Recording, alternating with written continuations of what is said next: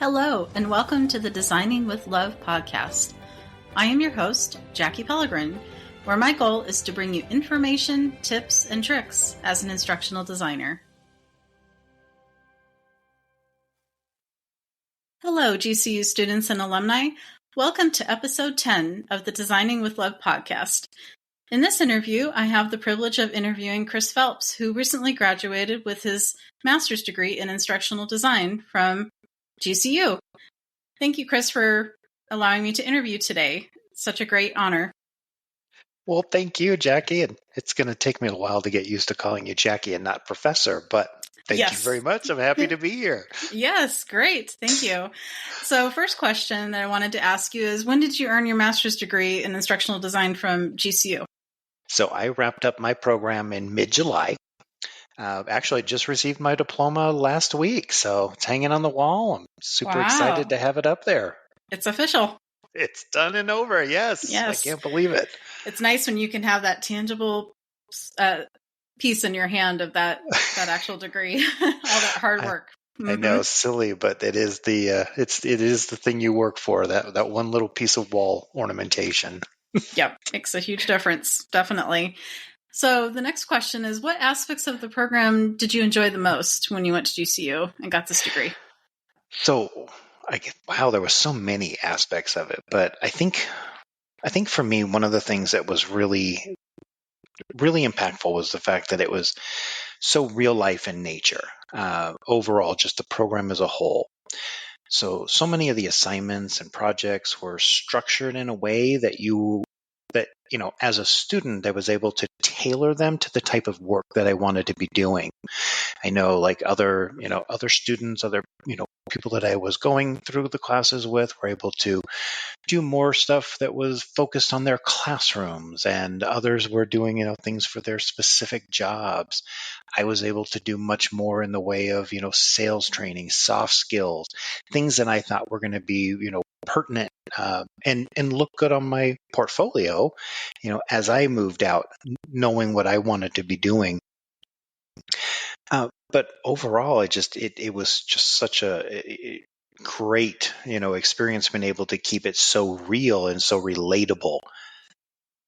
Absolutely. So it provided you with that much needed training where you wanted to move into the role that you have now very seamlessly and be able to have that. Yeah. So it's not just writing a bunch of papers and taking quizzes and tests, but it's, like you said, that real life experience and having something tangible that you can relate back to the work you like doing. So absolutely. Yeah, that's great. And there was also other aspects of it that were, also really important to me for just being able to explore, not just the curriculum that was there, but being able to explore things that interest me. And I think, for example, you did a really good job with a lot of the questions that were asked, allowing us to explore like AI and how that was going to be impacting instructional design.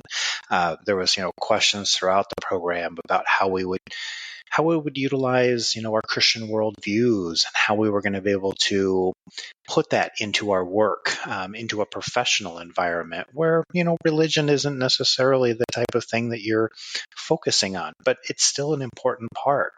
So all of those things and how they combined just was so important to me, and really just so powerful in the program. That's great. I'm glad you brought up the Christian worldview and looking at it in a broad sense with the principles of compassion, right, and empathy and things like that can really be interwoven where it's not maybe obvious, but people can see that you're doing something that makes a difference to others in their work. That's exactly it. It's like sometimes you sit back and you ask, like, well, why am I doing this? And it's, it's because I love people and yeah. And I want them to be successful. I want them to do well. So, when you come from that perspective, and I've had a chance to explore that during my time at GCU, so it's so easy when I rolled into the professional environment to take that with me, that again, I am here because I love people and I want them to succeed. Yeah, that's very important for sure, to have that focus and and have that be the center of what you do day in and day out, and knowing that that we're looking beyond ourselves and we're looking to how we can help others. I think that's so important in this field too. Absolutely. So what kind of work do you currently do, Chris, right now? So currently I work for Humana. I am a learning design professional. So their fancy term for an instructional designer. But specifically, I work with the Medicaid team. So on my team, we have a couple different. We actually split into two different teams on my team, but we have one team that's kind of the implementation team. They roll in. They just basically do what they have to do to get new areas set up. Whereas, and basically they do anything. But my role is much more on the e-learning, so developing what they call CBTs or computer-based training, and that's. But I'm doing it more for that long term, not just getting them set up, but now that we're there, understanding what they truly need and being able to design for them to use for a long period of time, or until the state changes their minds and wants something different. Right. So so you're moving beyond what would be considered new hire training, and you're doing that ongoing support and training for the employees. So actually it's a little bit of both. So a lot of what we focus on is going to be the new hire, but at the same time, this is that more long-term structure. When they move into an area, they have to move quickly. They have to meet all the state's guidelines, but they have to move quickly. So they're basically pulling pieces and parts from other curriculum all around the country. But once they get them up, moving and going forward, now everybody can take a breath. And that's where my team comes in, is that after they've taken their breath, we start setting up the permanent, the long term that's tailored just for them in their area. Oh, that's great. So work with multiple different states. It's been very interesting, very fun. I'm learning quite a bit, and just jumping in with both feet at this point. Right. Yeah. And I'm sure with each state comes its own things that you learn, challenges and opportunities too, to be able to learn those things. Yeah. That's great. Yeah. It's kind of sounds a lot like the job I do every day, where I support higher education, and for counseling and social work, there's all the state specific requirements that they have for licensure. So it can get a little tricky, but at the same time, it's kind of exciting too, to see what each state requires and what are their rules and regulations and things like that.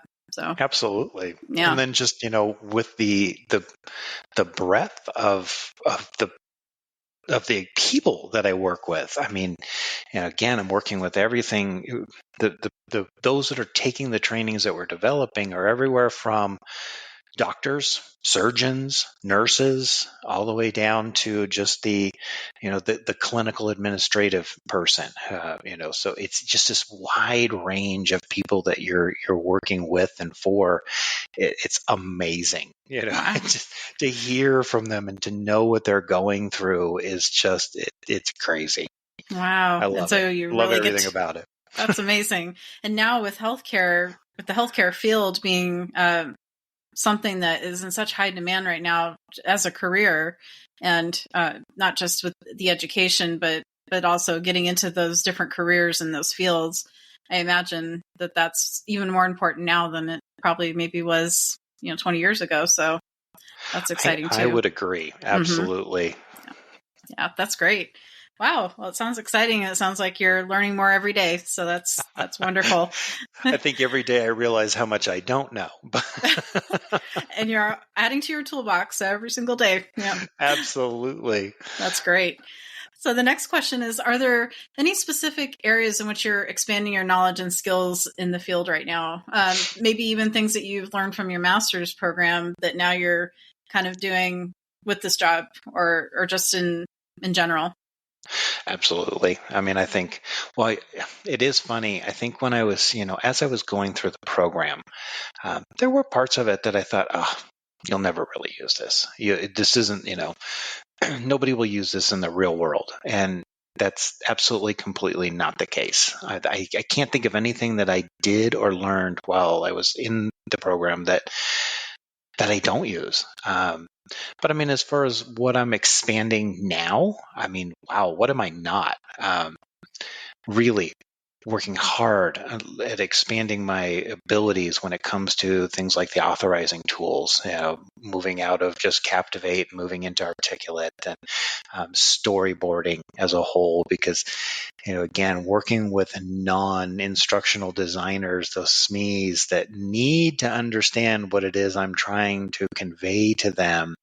The storyboard has just proved, invaluable. I just turned in a huge one today for a massive CBT that we're working on that nobody really realized was as complex as it was. But, now that we've got it all into a storyboard, everybody's going, wow. Okay. Yeah. So again, and that's that ability to translate, or to, translate my thoughts. It wasn't something that I put as much into, and now that I'm having it professionally, I can explore this much, much more and go deeper with it. So I'm very excited about it. Wow. So you're seeing the true value of storyboarding now and getting things kind of in that early stage approval. Sure. Yeah. And having the SMEs and all the stakeholders look at it early on. That way you're not spending time on the front end developing a full CBT training, and then they go, oh, wait, you need to change this and that. And then you're going, oh my goodness, now I have to redo this and that. And then you end up having to rework things. So that's great that you're seeing the value. Absolutely. One of the my other teammates, actually, she got hired just about a month before I did. So she came in, same thing, and she had already gone through an experience like that where she had created a large CBT. She was very proud of it. She put it forward, and the SME basically wanted to change everything under the sun. Oh no. So, when I came on, she and I had talked about her frustration. So we, together we worked on improving the storyboard and kind of outlining what we were going to be talking about during like our alignment meetings, when we sat down with the SMEs to say, here's what we're going to do and here's how we're going to attack this, so that we could better prep them for how important the storyboards were and what they could do to actually, interpret it correctly and then give us better feedback. So we've worked together pretty closely on that one. And I'd say that the last couple that have gone through very, seamlessly. So that's great. We've gotten the feedback we wanted. We've gotten their input and been able to move quickly to develop. Wow. So you've been able to get other teammates to see the value of it too. So that's great. Yeah. So, and I guess that's the part she, again, in this situation, she understood. Mm-hmm. But together we were able to work collaboratively and, develop something that we feel is going to help everyone on the team. Yeah. And I think that's another big part of something that I'm working on developing, is just that, interpersonal. Because again, you have a thought, you have an idea, but then when you actually start working with these subject matter experts, it's different. Yes. I'd always had a relationship with the SMEs that I worked with, whereas now I don't. These are people that are just from another part of the company that I have very little to do with on a day-to-day basis. So I don't know them by name.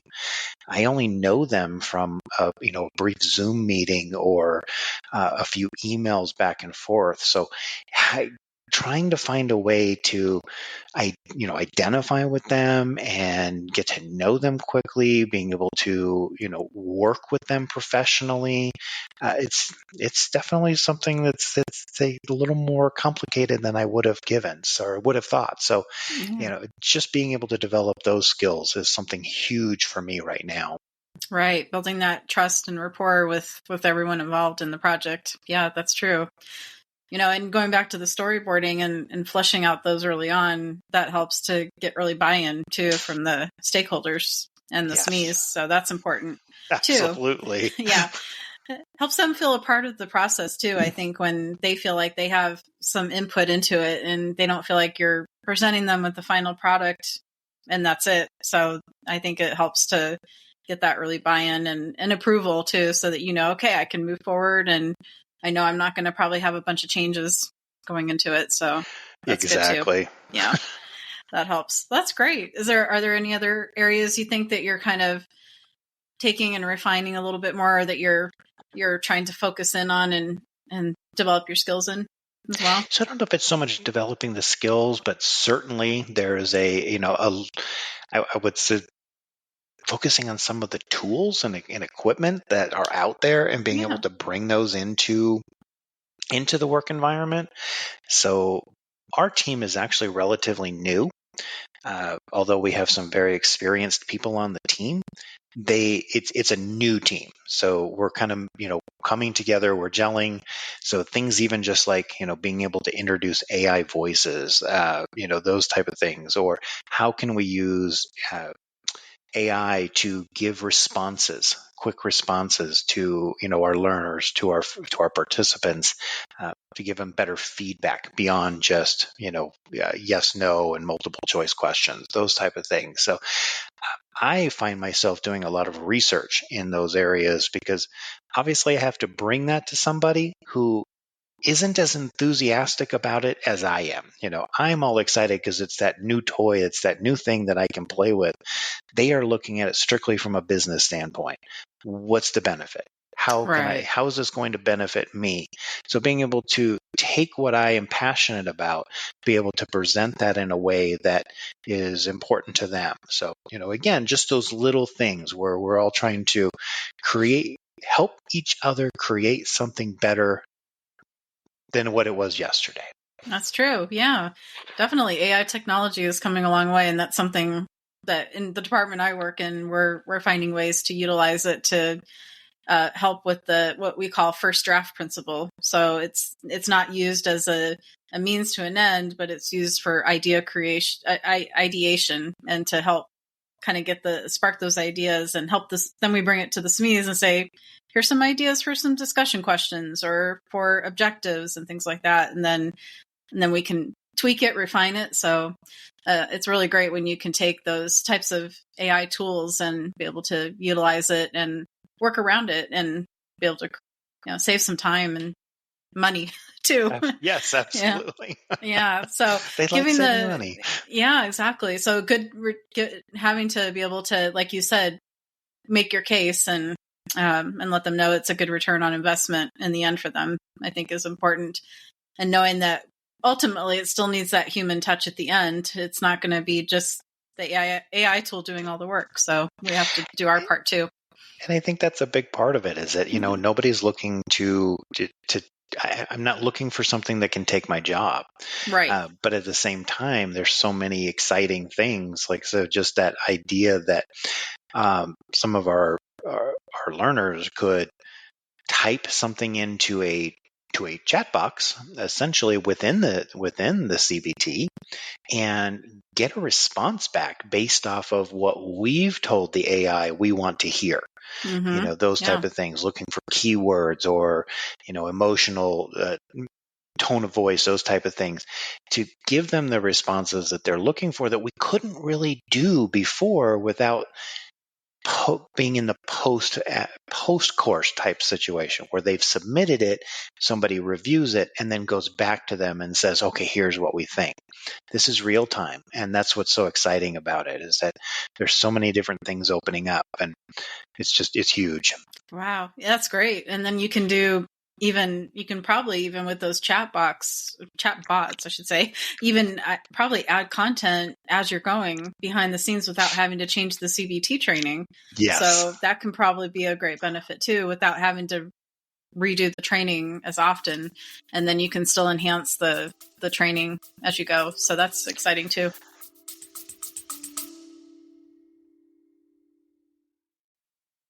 Hello, I have some exciting news to share with all of my listeners.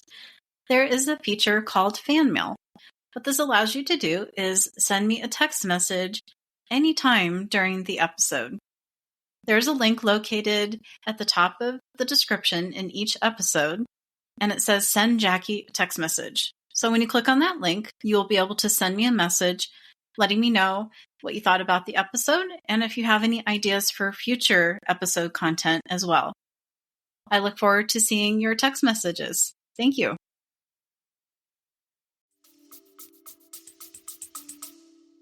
Yeah. So many fun things that are out there. But again, it's always just that kind of that stepping stone of, you're not done just because you're out of school. It's like, where's the next step? What am I going to learn next? Or how am I going to make what I've learned better? And how am I going to take it and put it, in a way that those I work with understand and how's it going to benefit them? So, so exciting. That's true. That's great. So exciting. So even 10 years down the road, you can look back on your education and you can see that it's been able to help you. I know for me, it's been 10 years coming. It'll be 10 years coming up since I earned my master's, and I can see the fruits of the labor, as they say, even now, 10 years later. So that's great. Certainly there was nothing at all in the master's program that I look back now and go, well, that was just, wasted time. Right. There's not one subject that I can think was a waste. It's amazing how much of it that I use on a daily basis, or that's at least amazing. A weekly basis. Right. Yeah. You're using it regularly. So that's good. Nothing's going to waste, as they say. Yes. So that's good. Yep, exactly. Great. So the final question I wanted to ask is, what are some tips and advice that you can share with those students who are currently in the master's program in instructional design at GCU, like you were? So if I had to give some tips, one, I would say tailor the assignments for what's right for you. I knew going into this program, and right from the get-go, the vast majority of the people that were in the program were teachers. They were in that, K through 12, educational system. I knew I wasn't going to be, and I don't want to be. So I was initially tailoring everything towards what the type of work that I was hoping to get. I wanted to work in large companies. And that's what I went for. But the whole idea behind it was building stuff that was going to be in my portfolio from the get-go. And I can't even stress how important the portfolio is. So I would, another tip would just be don't neglect the portfolio. Don't wait until the end. Don't try to rush it.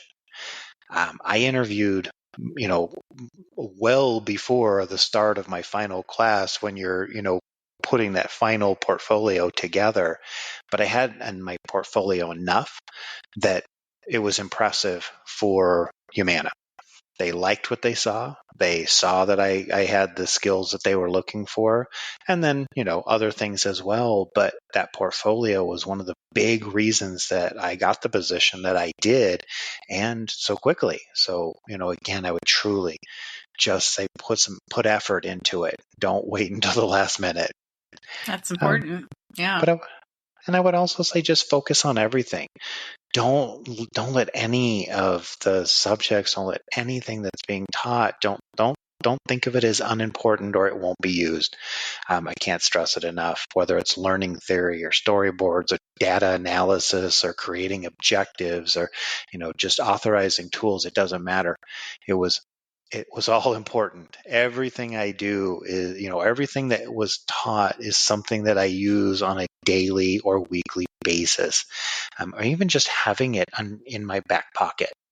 Having that knowledge in my back pocket is so huge, so that when I talk to somebody, I do get to be the expert. I may not be the expert yet within my organization because there's so much of it to learn. But when it comes to being an instructional designer, I'm confident. I'm confident that I know what I'm doing. I know what I'm talking about. So just focus on everything. Don't let anything go. And then last but not least, I would just say embrace the chaos. That's good. Anthony Clark had talked about that in one of your previous podcasts. As yes. You said it, and then when I heard that, I went, "Oh, he is so right." Yes, very true. Yeah. You think in these classes, I do. I remember just thinking to myself, like, oh my gosh, this 1 week to turn out an entire project is just not realistic, and it's it's going to be so much different when I get there or when I get into the workforce and start. Wrong. We work at a super fast pace. Yes. Everything is super fast. I will say that the model that my organization generally works off is an agile model. I have a project manager. She does a lot of the data part of it. She puts it together. She gives it to us. We pump it out. We get our feedback. We modify. We move. It is a fast environment. So embrace it, and just embrace the fact that everything is going on. I think even before we started the podcast, I had you asked me how things were going, and I think it's busier now than it was before, just because it can be. And that the more I can take in the chaos, the more fun it gets, I guess. Yeah, that's true. So even though you're not in school anymore, you still feel like your plate is full, but not in a sense where there's stress or anything like that. It's a good kind of full, right? Where It is you a feel good fulfilled. full. Mm-hmm. And that's just it. When I close down my computer at the end of the night and I walk away, I worked. I embraced that chaos, and it was fun. But I get to walk away now, and I get to go have some time with my family and enjoy it. So, there's some definite upsides, but I think it starts with that understanding and just that, belief that this is all important, and it's, that same pace that you're working at in school is the same pace that you're going to bring with you when you get into the, the job. It still has to get done, and you want to move quickly. That's true. Yeah. And also being able to take the feedback from the instructors and being able to look at that as kind of that practice run, right? Of getting feedback from others in the workplace. Absolutely. That's so important, right? For me, it's whether it's the SME giving me feedback, whether it's my project manager, my boss, my direct report, whether it is just we have facilitators who also give us feedback on what we've got, what we're doing. So it's coming from 100 different directions. Well, okay, not really 100, but it's coming from many different directions, and you've got to take it all in. Some people know how to give it very well. Some people don't. And it comes across a little crass, but you know what? You take that feedback and you embrace it, and you make yourself better with it. So that's all I can say, is that I enjoy the chaos. I enjoy the fast pace, and I enjoy the fact that I'm doing what I love. That's great, Chris. Wow. Well, thank you. I think all of this will really help all of the students and those in the program. And there's even people outside of GCU that started listening to this podcast. So I think even those that are in the industry or want to go into the industry, I think this is really proving to be a great podcast for others too that are not even GCU students. So you're going to be helping so many with this interview. So, well, thank you. Thank I know so I much. enjoy listening, so Yes. I appreciate you putting it on. So yeah, definitely. Well, thank you again, and I look forward to keeping in touch and hearing how you're doing. And you never know, maybe sometime down the road we can interview again and see how you're doing years down the road. So that would be fun. Great. Thanks, Jackie. Thanks, Chris. Appreciate it. Thank you for taking some time to listen to this podcast episode today. Please take a moment to like the episode and share it with others so they can learn about this topic as well. Have a great day.